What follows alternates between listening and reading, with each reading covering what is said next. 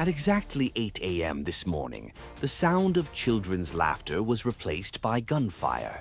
Within minutes, 5 young lives were gone, and the man leading Burkina Faso, Captain Ibrahim Traoré, was forced into the most personal battle of his life.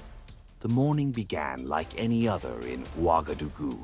Children rushed through the school gates. Their chatter filled the air. Teachers prepared lessons. The sun shone gently. No one suspected danger.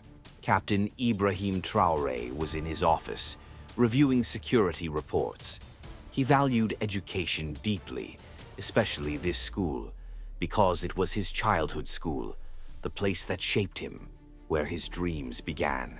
At 8 a.m. sharp, a black SUV appeared at the street corner, its windows tinted, moving slowly. A teacher noticed, felt uneasy, but continued teaching. Suddenly, the SUV doors swung open. Armed men leapt out, their faces covered, their rifles ready. Screams erupted, students scattered. Bullets tore through the morning air. Glass shattered, desks overturned, teachers shielded children. The attackers moved fast, methodical, ruthless. In less than 3 minutes, 5 children lay lifeless, dozens more injured. The attackers disappeared into the streets, leaving chaos behind. An emergency call reached Traoré. His aide's voice trembled.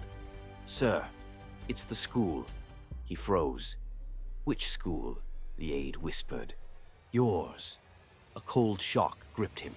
His mind raced. He dropped everything, rushed to his convoy. Sirens wailed. The drive felt endless. Every second burned. When he arrived, the sight shattered him. Parents sobbed in the street. Teachers hugged trembling children. The schoolyard was a battlefield. Blood stained the ground. A child's shoe lay abandoned. His security detail tried to hold him back, but he pushed through. He entered a classroom, desks overturned, notebooks scattered, a chalkboard frozen mid-lesson, and on the floor, the tiny bodies of his people's children. His chest tightened. He knelt beside them, whispering, "I'm sorry." Reporters gathered outside, but he ignored them. This wasn't politics. This was personal. He ordered medics to move faster, ordered troops to block the city exits. No one leaves, no one enters. The attackers would be caught. But first, he comforted the families, sitting on the ground beside grieving parents, listening to their pain, holding their hands. He didn't speak like a president. He spoke like a father. "Your children are my children." He vowed justice. Not tomorrow, today. By noon, checkpoints surrounded the city. Soldiers searched every vehicle. Police raided known hideouts. Traoré stayed at the school, overseeing every move. Helicopters scanned the rooftops. Intelligence teams tracked calls. By 2 p.m., a lead emerged. The SUV had been seen, heading toward an abandoned warehouse. Traoré ordered his special forces in. No hesitation. The unit stormed the warehouse. Shots were fired. 3 attackers fell instantly. 2 were captured alive. They were dragged out in handcuffs. Crowds watched in silence. The people wanted blood. But Traoré raised his hand. "Justice will speak, not revenge." The attackers were questioned, their orders traced to a foreign network. The motive was clear: to destabilize his government, to break his spirit. But they failed. That evening, Traoré stood before the nation, his face pale, his voice steady. "We have lost 5 of our brightest stars. They were taken from us by cowards, but we are not broken. Every school in Burkina Faso will be protected. Every child will walk safely to class."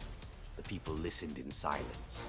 Some cried, others clenched fists. The nation was united. Across the city, candles were lit. Their flames flickered in the night. Parents hugged their children tighter. Teachers vowed to keep teaching. Soldiers vowed to keep fighting. Traoré visited the victims' homes. He sat in living rooms, looked at family photos. listened to childhood stories, and promised each family, "Your child's name will live forever." Plans were made to build a memorial in the center of the schoolyard with the children's names engraved, a place for flowers, a place for prayers. The nation grieved, but it also rose.